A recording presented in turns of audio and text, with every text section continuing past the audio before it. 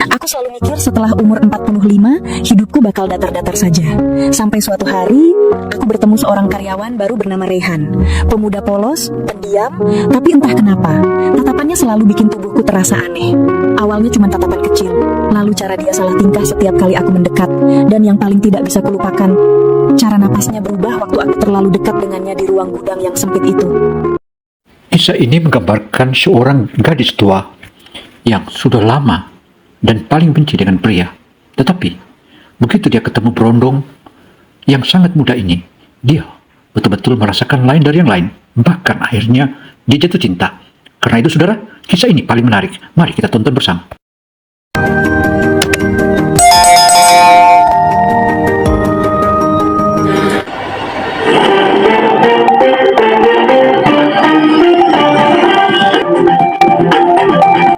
Gino Motivator menyajikan berita-berita dan kisah-kisah sedih yang memberikan kita motivasi. Ayo ikuti dan tontonlah hingga akhir.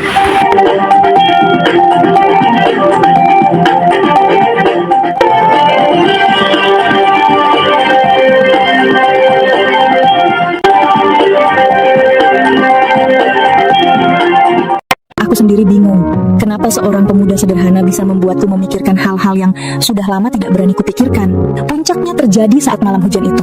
Kami terjebak berdua di rumahku. Sofa yang luas entah kenapa terasa sempit sekali dan jarak kami terus mengecil tanpa sengaja. Tiba-tiba aku seperti hilang kendali. Aku tahu punyanya sudah tegang, tapi mungkin dia malu dan takut padaku selaku majikannya.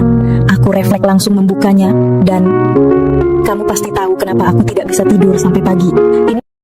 Saudara, kisah ini memang sangatlah menarik karena seorang gadis yang sudah terbilang usianya mendekati setengah abad, tetapi dia awalnya sangat membenci lelaki. Tetapi dengan adanya berondong muda ini sebagai bawahannya, malah ia rasakan lain, bahkan dia jatuh cinta karena terjebak dalam hujan pada hari itu. Untuk itu saudara, mari kita tonton bersama. Bukan kisah cinta, ini sesuatu yang jauh lebih rumit, sesuatu yang tidak seharusnya aku rasakan, tapi tubuhku sepertinya punya pendapat lain. Dengerin cerita lengkapnya sampai akhir ya, ada bonus video pribadiku untukmu yang nonton sampai akhir. Saudara, kisah ini memang betul-betul sangatlah menarik karena merupakan kisah cinta seorang yang usianya sudah mendekati atau setengah abad, tetapi dia baru mulai merasakan jatuh cinta. Apakah ini puber terakhir? Ataukah memang sudah ketentuan takdirnya dari ilahi? Karena itu saudara, makin menarik untuk kita tonton hingga akhir. Jadi sebelum kamu masuk ke halaman pertama kisahku, jangan lupa like dulu, biar aku tahu kamu memang suka cerita yang bikin napas sedikit lebih cepat dari biasanya. Dan subscribe juga ya. Satu lagi, tinggalkan komentar dari kota mana kamu mendengarkan ceritaku malam ini. Aku suka tahu siapa saja yang diam-diam menikmati suaraku. Dan buat kamu yang mau koleksi cerita pribadiku yang lebih nakal, cukup tulis di komentar, aku mau Tan, nanti akan aku perhatikan kamu lebih dekat daripada yang lain. Dari hari pertama Rehan masuk kerja, entah kenapa aku langsung suka lihat dia. Bukan karena ganteng, biasa aja sebenarnya, tapi ada sesuatu yang bikin aku gemes. Mungkin karena dia polos, mungkin karena dia gampang gugup, atau ya karena aku memang sudah lama gak digodain siapa-siapa. Pagi itu aku sengaja jalan pelan melewati rak. Aku sudah lihat dia dari jauh, sibuk banget lipat-lipat baju sambil manggut-manggut kayak anak magang baru. Lucu banget. Aku berdiri tepat di belakangnya, dekat sekali.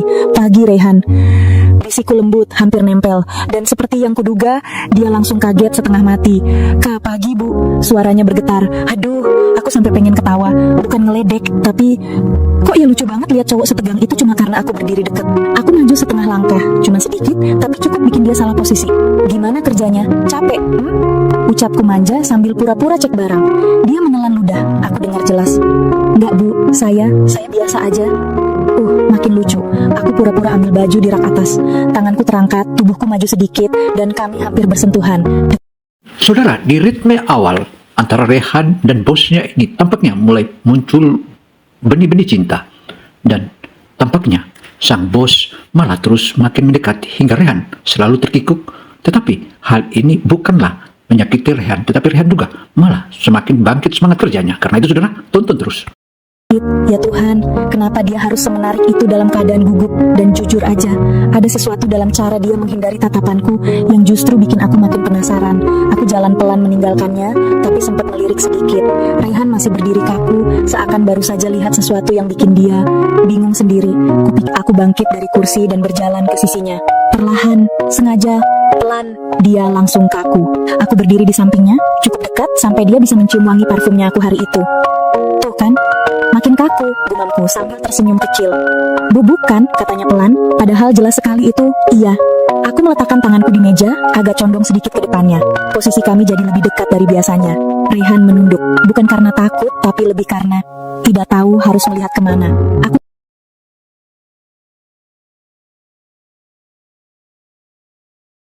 sengaja mengambil berkas di depannya dengan gerakan pelan, seolah tidak buru-buru.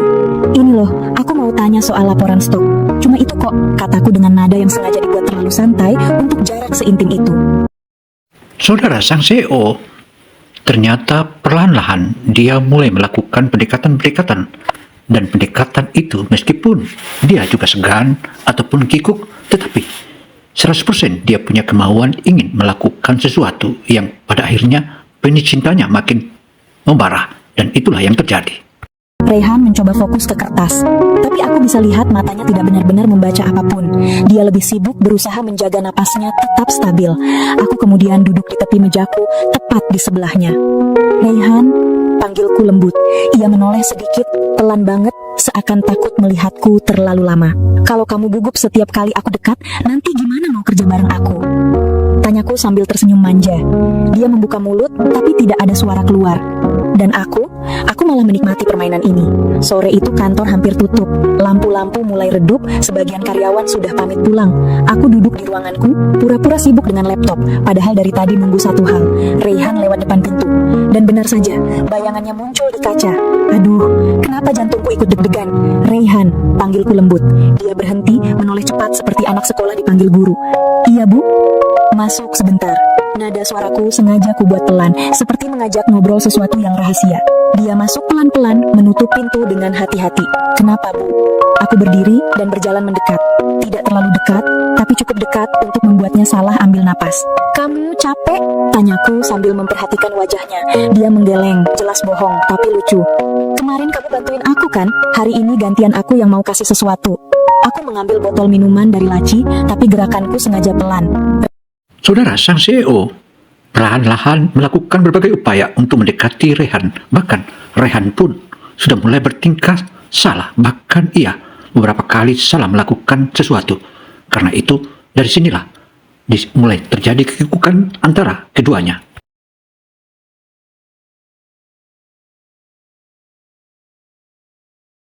Raihan menatapku, bingung dengan nada suaraku yang lebih lembut dari biasanya. Ini buat kamu, biar gak tegang terus kalau ketemu aku. Aku mengedip pelan, sekali. Dan efeknya, ajaib. Raihan langsung tidak tahu harus berdiri bagaimana. Terima kasih, Bu. Ucapnya pelan, hampir berbisik. Aku mendekat sedikit, mengambil posisi di sampingnya, tidak di depan. Posisi itu selalu membuatnya paling gugup. Tapi aku penasaran, Raihan. Dia menatapku cepat, lalu buru-buru mengalihkan pandangan. Kenapa kamu selalu kayak gitu kalau aku deket? Aku sengaja membiarkan kalimat itu menggantung, biar dia sendiri yang pusing menafsirkan. Saya nggak ngerti, Bu. Suaranya kecil sekali. Aku tertawa kecil, bukan mengejek, tapi genit manja. Sudahlah, aku tahu kamu cuma malu, dan jujur, itu bikin kamu kelihatan. Aku mendekat sedikit lagi, bisikku pelan, gemes banget. Raihan menahan napas. Aku bisa melihat dari dada bajunya yang naik turun cepat. Ruangan yang tadinya adem kini terasa hangat, terlalu hangat. Aku kemudian berjalan ke meja dan duduk di tepinya memandanginya dari atas. Tenang aja, aku nggak akan macem-macem kok, bukan sekarang. Aku tersenyum manis. Raihan menatapku hanya sepersekian detik, tapi itu cukup untuk menunjukkan sesuatu yang selama ini dia sembunyikan, antara takut dan ingin. Sebelum dia pergi, aku sempat berkata pelan, besok jangan pulang cepat, aku masih butuh kamu. Raihan mengangguk, wajahnya campur aduk, panik, bingung, tapi jelas menunggu. Dan aku baru sadar, permainan ini makin seru. Besoknya, suasana kantor terasa berbeda. Atau mungkin cuma perasaanku saja. membiarkan beberapa detik hening menggantung. Kenapa kamu selalu kayak mau kabur tiap kali aku dekat?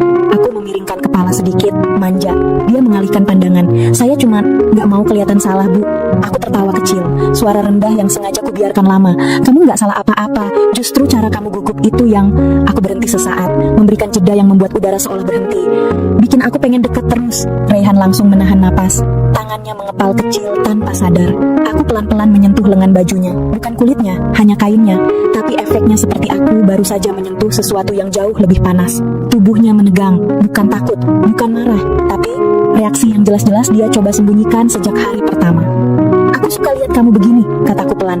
Dan jujur, kamu bikin aku penasaran banget. Raihan tidak bergerak, tidak bicara, hanya berdiri di sana, menahan sesuatu yang tidak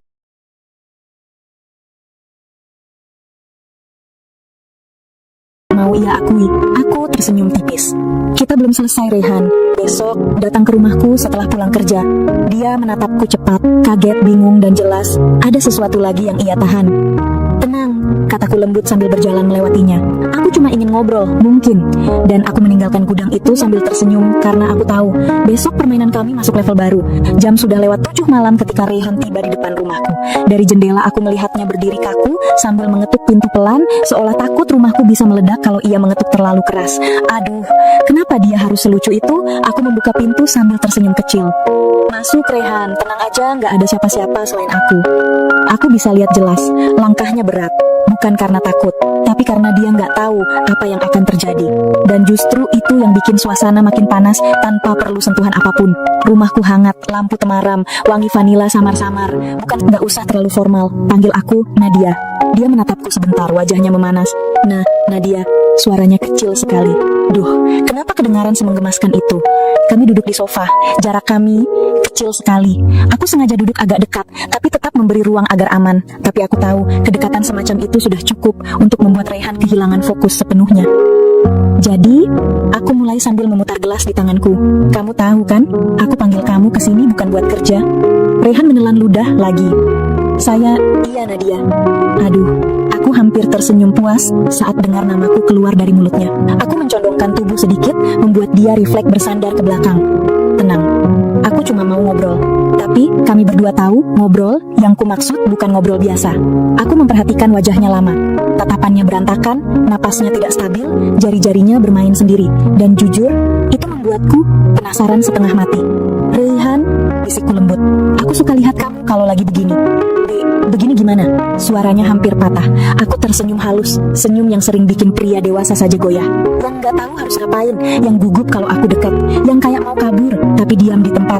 Raihan menatapku, kali ini sedikit lebih lama dari biasanya. Ada sesuatu di matanya, sesuatu yang sejak awal aku ingin lihat. Rasa penasaran yang akhirnya dia tidak sembunyikan.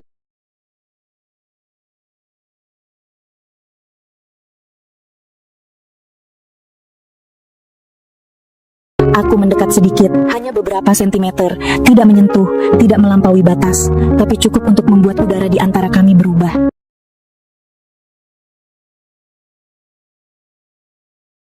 Kamu tahu, bisikku, kalau kamu terus kayak gini, aku bisa jadi makin nakal loh. Raihan langsung memalingkan wajah, tapi senyum kecil muncul tanpa ia sadari. Aku menyandarkan punggung ke sofa, meraih remote TV. Nonton film dulu ya, biar kamu nggak terlalu tegang. Tapi sebenarnya, film itu cuman alasan. Aku ingin lihat sejauh apa Raihan bisa bertahan berdua denganku dalam suasana seperti ini. Dan ketika lampu diredupkan dan layar TV menyala pelan, aku tahu malam itu akan jadi malam yang tidak akan dia lupakan. Bukan karena terjadi sesuatu, tapi karena nyaris terjadi. Dan seringkali yang nyaris itu justru jauh lebih panas. Film itu sebenarnya tidak menarik, atau mungkin kami memang sama-sama tidak fokus.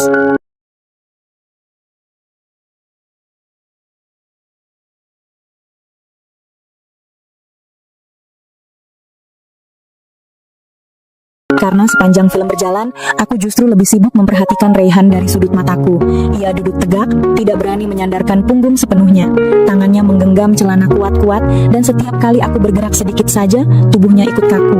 Saudara, kedua insan ini bergerak saling kikuk dan kaku. Bahkan terjadi selat tingkah di antara keduanya. Dan inilah yang makin menjadi keduanya penasaran.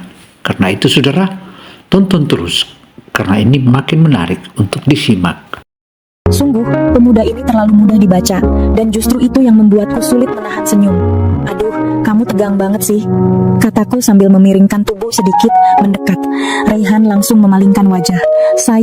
Enggak Nadia, saya cuman enggak biasa. Enggak biasa apa? Tanyaku lembut, hampir berbisik.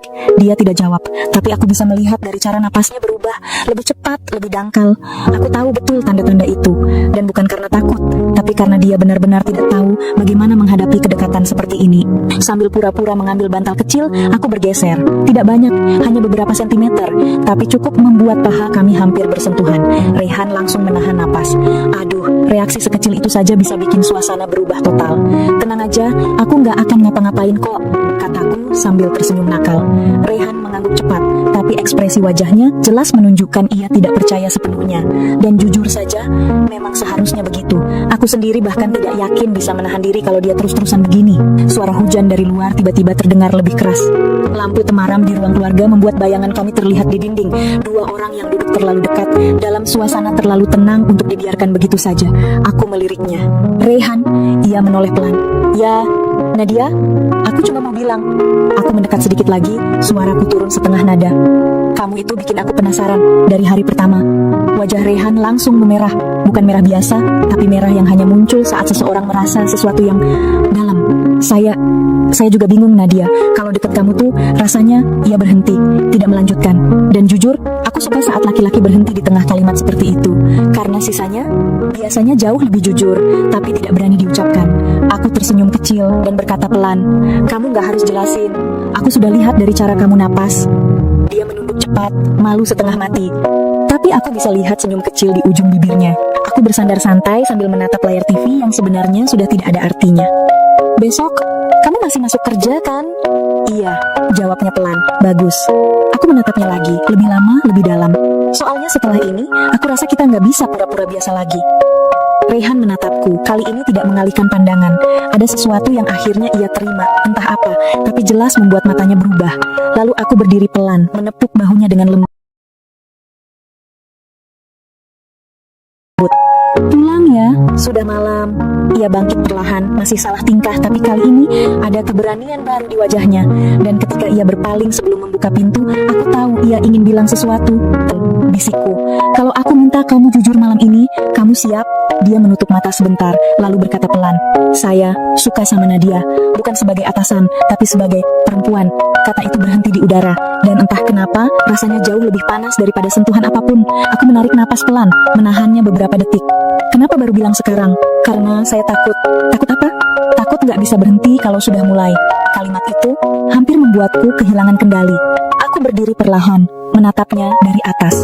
Raihan, kita gak harus terburu-buru. Yang penting kamu tahu satu hal. Aku mendekat sampai wajahku hanya beberapa sentimeter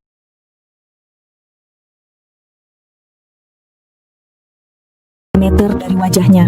Mulai malam ini, kamu bukan anak kecil yang cuma gugup setiap aku dekat. Kamu sudah buat keputusan. Dia menatapku lebih dalam daripada sebelumnya, tanpa menyentuh, tanpa melampaui batas, tapi intensitasnya sudah cukup untuk mengguncangku. Aku tersenyum kecil. Sekarang pulang, kamu butuh waktu mikir. Dan kalau besok kamu masih datang bekerja, berarti kamu memilih tetap berada di dekatku, dengan semua risikonya. Raihan berdiri perlahan, menatapku sampai detik terakhir sebelum ia membuka pintu. Dan sebelum ia keluar, aku menambahkan satu kalimat pelan. Raihan, jangan hilang besok, pintu menutup. Dan untuk pertama kalinya, aku justru yang sulit bernapas. Karena permainan ini sudah bukan permainan lagi. Ini sudah jadi sesuatu yang jauh lebih dalam daripada yang kubayangkan. Sejak malam itu, semuanya berubah. Bukan hanya antara aku dan Raihan, tapi juga diriku sendiri. Aku tidak menyangka, di usia seperti ini, aku masih bisa merasakan debaran yang sama seperti gadis yang baru pertama kali jatuh hati. Saudara, memang benar, cinta tak pernah mengenal usia, tua ataupun muda. Yang penting, keduanya saling jatuh cinta, tidak memilih dia pasangan lelaki tua ataupun yang tua wanitanya. Inilah merupakan salah satu namanya cinta, karena cinta itu yang mengatur adalah hati, dan dari pandangan pertama, itulah yang menjadi seseorang atau kedua pasangan itu jatuh cinta. Setiap detik bersama Raihan, setiap tatapan gugupnya, setiap napas yang ia tahan saat aku mendekat, semuanya seperti menyadarkanku bahwa hidupku belum berhenti. Kadang aku tersenyum sendiri sambil memikirkan ekspresinya. Kadang aku bertanya-tanya, apa yang Rehan pikirkan tentangku. Dan yang paling jujur, aku selalu menunggu hari berikutnya, hanya untuk melihat apakah ia masih datang. Karena kalau Rehan tetap datang, berarti ia memilih aku. Dan entah kenapa, itu membuatku merasa sangat diinginkan. Cerita ini mungkin sudah selesai, tapi kisahku dengan Rehan sepertinya baru mulai. Dan untuk sebelum kamu pergi, sini sebentar, dengerin aku dulu. Kalau kamu suka kisah manja dan penuh deg-degan seperti ini, jangan lupa kasih like, biar aku tahu kamu memang suka dengar aku bercerita pelan-pelan seperti tadi. Subscribe juga ya, supaya kamu gak ketinggalan kisah berikutnya. Cerita yang mungkin jauh lebih panas atau jauh lebih nakal, tapi tetap halus, tetap enak dinikmati. Dan tulis di komentar dari kota mana kamu mendengarkan ceritaku malam ini. Aku suka tahu siapa saja yang diam-diam menunggu suaraku. Oh, dan kalau kamu mau koleksi cerita pribadiku yang lebih manja, lebih dekat, dan lebih bikin hati kamu berdebar, tinggal tulis, aku mau, Nat. Nanti aku perhatikan kamu lebih dulu daripada yang lain. Terima kasih sudah menemani kisah ini. Sampai jumpa di cerita berikutnya, sayang. Demikianlah kisah menarik ini kami sajikan. Semoga hal ini bisa menjadi motivasi dan motivator, karena Gino Motivator akan selalu memberikan kisah-kisah yang menarik dan tentu saja akan membawa kita serta memberikan sangat-sangat banyak inspirasi. Untuk itu saudara, saya Gino Samsudin Mirsad melaporkan. Wassalamualaikum warahmatullahi wabarakatuh.